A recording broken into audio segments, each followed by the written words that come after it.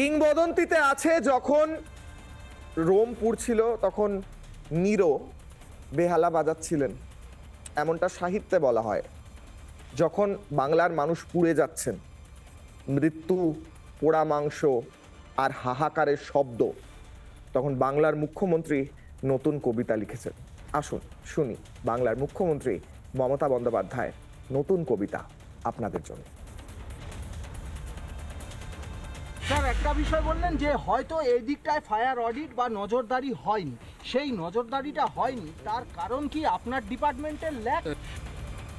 কবিতাটার নাম হচ্ছে উপহাস, পাতা 17 নম্বর পাতা। আমি 3 দিনে হেলিকপ্টারে যেতে যেতে গঙ্গাসাগরে লিখেছিলাম, লাশ কাটা ঘরে পড়ে আছে লাশ। কত মানুষ মারা গেছে আজ পর্যন্ত? 140 জন হয়ে গেছে প্রায়। লাস্যময়ীরা করে উপহাস, মৃত্যুর যন্ত্রণায় কাঁদছে বাতাস। প্রাণঘাতীদের টর্নেডো ঝড়, একদিন তোমার ভাঙবে ঘর। আজ যারা চিরস্তব্ধ, আগামী দিন তোমাদের করবে বিদ্ধ। দেশে জন্মেও তারা বিদেশি, তোমরা কিভাবে হলে স্বদেশী?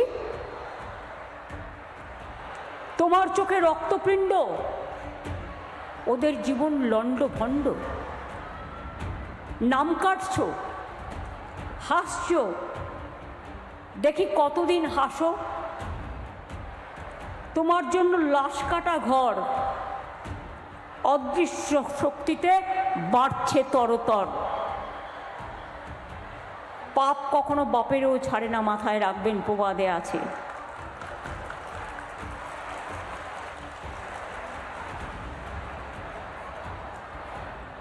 আর একটা বলি, আতঙ্ক কাঁপছে, আতঙ্ক কাঁপছে দেশ। তবে কি মানুষ দেখবে ধ্বংসাবশেষ? আর কত প্রাণ, আর কত জীবন চলে যাবে অকালে? কে দায়ী? কিসের পাপাচার, কিসের দুরাচার? অশুভ অশরী শক্তি ফেলছে দীর্ঘশ্বাস। তবে কি কলির কলুষিত অসুরের বিষাক্ত নিঃশ্বাস হৃদয় কাটছে, অধিকার কাটছে?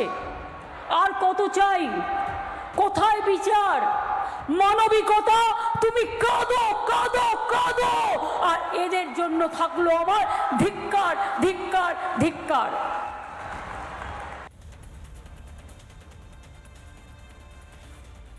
দারুণ, অসাধারণ। বাংলার মুখ্যমন্ত্রী মমতা বন্দ্যোপাধ্যায় লাশ কাটা, লাশময়ী লাশ, বিভিন্ন মৃতদেহের কথা বলছেন। এই মৃতদেহগুলো প্যাকেটে করে করে নিয়ে যাওয়া হচ্ছে, দেখছেন? যদি না দেখেন, আমরা দেখাচ্ছি। আপনারা তো রিপাবলিক বাংলা ফলো করেন, ফলো করতে হয় তো, তাদের বিরুদ্ধে কিছু করতে গেলে তো ফলো করেন তো। তাহলে দেখুন কি দেখাচ্ছি আমরা। ব্রহ্মাস্ত্র নেব, তারপর যাব ডিবেটে। আজকের ব্রহ্মাস্ত্র।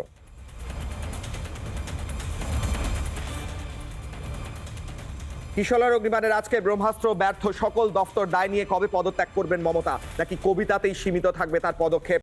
নানা ধরনের কন্টেন্ট দেখার জন্য লাইক করুন, শেয়ার করুন আমাদের ফেসবুক পেজ, সাবস্ক্রাইব করুন আমাদের ইউটিউব চ্যানেল।